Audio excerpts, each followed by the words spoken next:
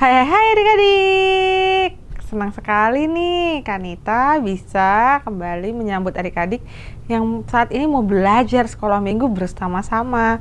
Ayo kita lipat tangan, tutup mata dulu, kita mau doa sebelum belajar firman Tuhan. Terima kasih Tuhan, saat ini kami siap untuk belajar firman Tuhan. Tolonglah kami supaya kami mengerti firman-Mu. Tolonglah kami juga bisa mendengarkannya dengan baik dan melakukan firman Tuhan. Terima kasih Tuhan. Di dalam nama Tuhan Yesus kami berdoa. Amin.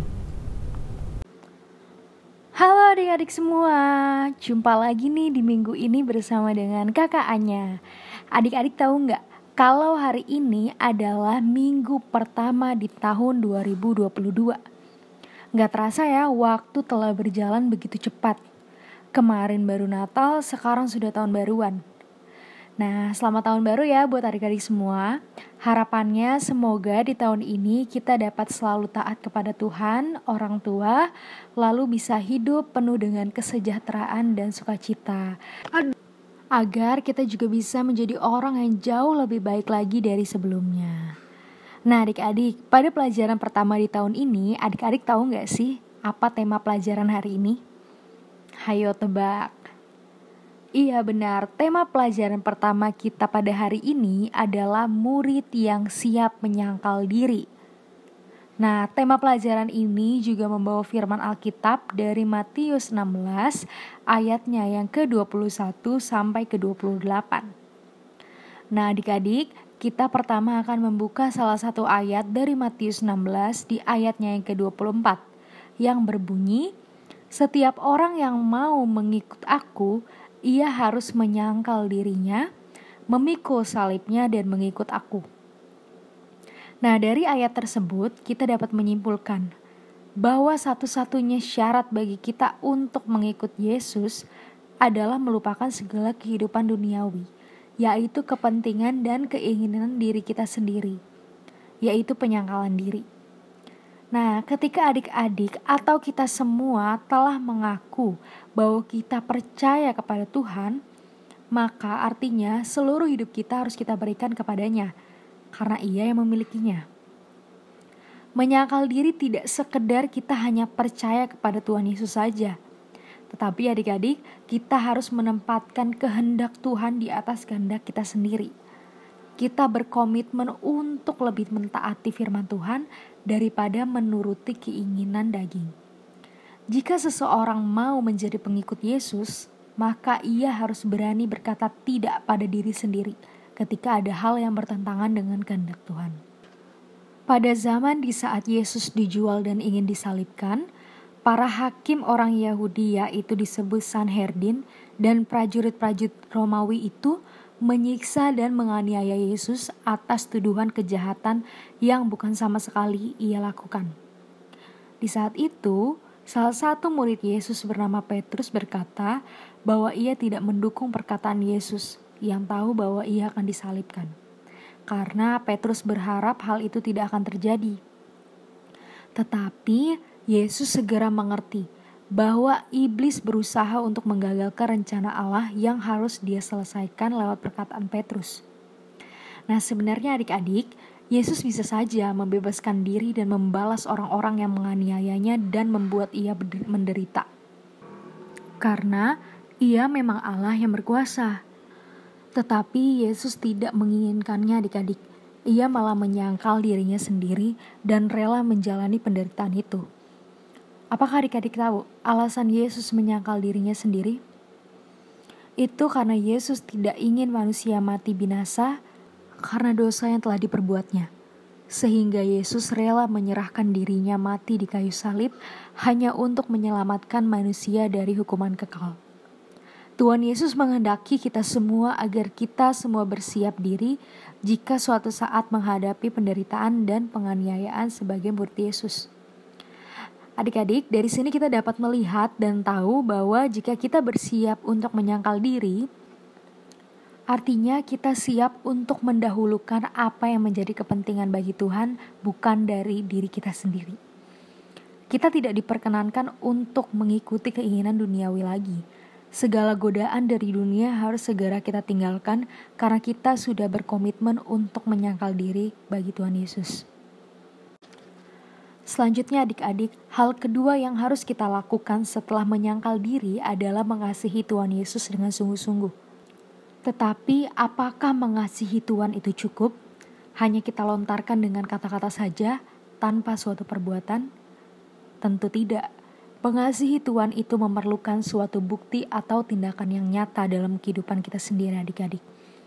Kita baca lagi di Matius ke-16 ayatnya yang ke-25 yang berkata bahwa karena barang siapa mau menyelamatkan nyawanya, ia akan kehilangan nyawanya.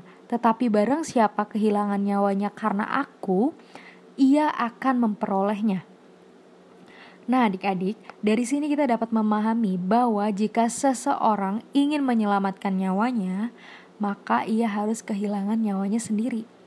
Dan setiap orang yang kehilangan nyawanya karena Kristus, ia akan memperolehnya kembali. Tuhan Yesus ingin kita selalu mengikutnya sekalipun kita harus mengorbankan diri kita sendiri. Termasuk kehilangan segala sesuatu sampai dengan nyawa kita sendiri adik-adik. Karena mengasihi Tuhan itu dapat dilihat dari bagaimana kita mengutamakan Tuhan Yesus dalam hidup. Artinya, kita memprioritaskan Tuhan dari siapapun dan apapun yang ada di dunia ini. Contohnya nih, ketika adik-adik dihadapkan dengan suatu permasalahan, di mana adik-adik harus memilih satu dari dua pilihan, yaitu teman adik-adik yang berusaha mengajak adik-adik untuk ayo yuk bolos sekolah minggu, dan mengajak main game saja, dan berkata bahwa mendengarkan firman Tuhan sangat membosankan. Apa yang adik-adik lakukan? Adik-adik juga akan mengikuti mereka untuk bermain game, atau adik-adik akan tetap duduk diam dan mendengarkan firman Tuhan? Jawabannya, jika dalam diri adik-adik sudah berkata dan berkomitmen bahwa adik-adik harus menyangkal diri sendiri untuk mengikut Tuhan Yesus, adik-adik harus duduk diam dan tetap mendengarkan firman Tuhan. Jika di dalam diri kita dan di dalam diri adik-adik sendiri sudah berkata dan berkomitmen bahwa adik-adik harus menyangkal diri sendiri untuk mengikut Tuhan Yesus, pastinya adik-adik akan tetap duduk diam dan mendengarkan firman Tuhan dengan baik. Mungkin adik-adik di sini akan bertanya, apa yang akan adik-adik lakukan jika sudah mengikuti semua perintah Tuhan? Apakah adik-adik dapat hadiah, mainan, mobil-mobilan, atau boneka? Nah adik-adik, dari menyangkal dan mengasihi Tuhan Yesus untuk syarat mengikut Tuhan Yesus, ketika kita sudah mengutamakan Tuhan di dalam hidup kita, maka Tuhan akan memberikan jaminan bagi murid-muridnya yang setia. Jaminan ini dituliskan di Matius 6 ayatnya yang ke-33 yang berbunyi, "Tetapi carilah dahulu kerajaan Allah dan kebenarannya, maka semuanya itu akan ditambahkan kepadamu." Nah adik-adik, arti dari ayat ini adalah jika kita menerima Tuhan dan mengutamakannya dalam hidup, maka kita akan menerima upah dari Tuhan yang akan kita terima di saat Tuhan Yesus datang kedua kalinya. Kita akan melihat bagaimana Tuhan bertahta di kerajaannya dan akan menghakimi tiap orang menurut perbuatannya. Nah sekarang adik-adik di sini, apakah adik-adik siap untuk menderita dan menjadi pengikut Kristus untuk serta mengasihinya? Jika Tuhan saja mau dan rela menyangkal diri untuk mati di kayu salib dan menebus dosa manusia, maka kita sebagai manusia juga harus siap menyangkal diri dan menderita jika suatu saat kita menghadapi penganiayaan karena kita mengasihi Tuhan.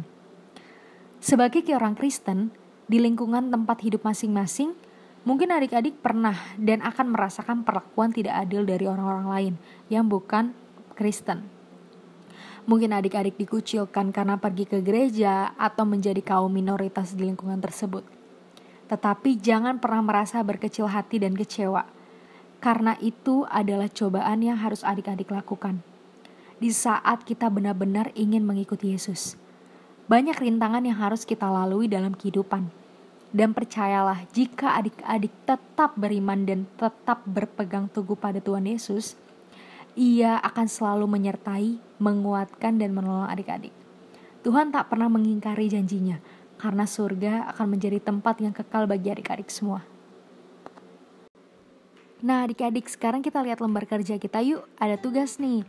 Tugas yang pertama yaitu jelaskan yang dimaksud dengan menyangkal diri. Nah ini tadi kakaknya sudah menjelaskan dan bercerita juga. Adik-adik nanti dapat menuliskannya sendiri dengan kata-kata yang adik-adik pahami ya. Yang kedua itu melengkapi kalimat. Jadi adik-adik nanti melengkapi kalimat yang kosong. Selanjutnya nomor 3, apa tindakan menyangkali diri yang selama ini sudah adik-adik lakukan. Jadi nanti adik-adik bisa ingat-ingat apa sih tindakan yang adik-adik telah lakukan dalam rangka penyangkalan diri yang selama ini adik-adik sudah lakukan. Selanjutnya ini ada pendalaman. Jadi di dalam minggu ini adik-adik diminta bersama orang tua untuk menonton video tentang Jonsung lewat YouTube. Nah ini nanti adik-adik setelah menonton, adik-adik dapat berdiskusi dengan orang tua apa arti dari menyangkal diri dengan menyebutkan apa yang hal yang utama di dalam hidup adik-adik. Dalam usia yang masih sangat muda, apakah adik-adik sudah terpikirkan untuk melakukan segala sesuatu? Nanti orang tua adik-adik diminta untuk mengarahkan adik-adik. Nah sekarang ada ayat hafalan nih, kita hafalin nih sama-sama. Kita baca sama-sama ya. 1, 2, 3. Lalu Yesus berkata kepada murid-muridnya, setiap orang yang mau mengikut aku, ia harus menyangkal dirinya, memikul salibnya dan mengikut aku. Matius 16 ayat 24. Kita baca sama-sama lagi yuk. Lalu Yesus berkata kepada murid-muridnya, setiap orang yang mau mengikut aku, ia harus menyangkal dirinya, memikul salibnya dan mengikut aku. Matius 16 ayat 24. Nah sekarang kakaknya akan membacakannya dalam versi bahasa Inggris ya adik-adik. 1, 2, 3. Then Jesus said to his disciples, if anyone wishes to come after me, he must deny himself and take up his cross and follow me. Matthew 16 verse 24. One more. Then Jesus said to his disciples, if anyone wishes to come after me, he must deny himself and take up his cross and follow me. Matthew 16 verse 24. Jangan lupa dihafalkan di rumah ya adik-adik. Sekian pelajaran firman Tuhan hari ini. Dan kita mau sama-sama menutup di dalam doa. Terima kasih Tuhan Yesus karena Engkau telah lahir ke dunia ini dan Engkau menyelamatkan kami umat manusia. Kami mau selalu menaikkan pujian kami kepadamu. Kami mau memberi yang terbaik untuk Engkau ya Tuhan Yesus. Terima kasih untuk firman-Mu hari ini. Terima kasih untuk sekolah minggu hari ini. Di dalam nama Tuhan Yesus kami berdoa. Amin. Adik-adik, sekolah minggu kita sudah selesai. Tuhan Yesus memberkati. Happy Sunday. Sampai jumpa minggu depan.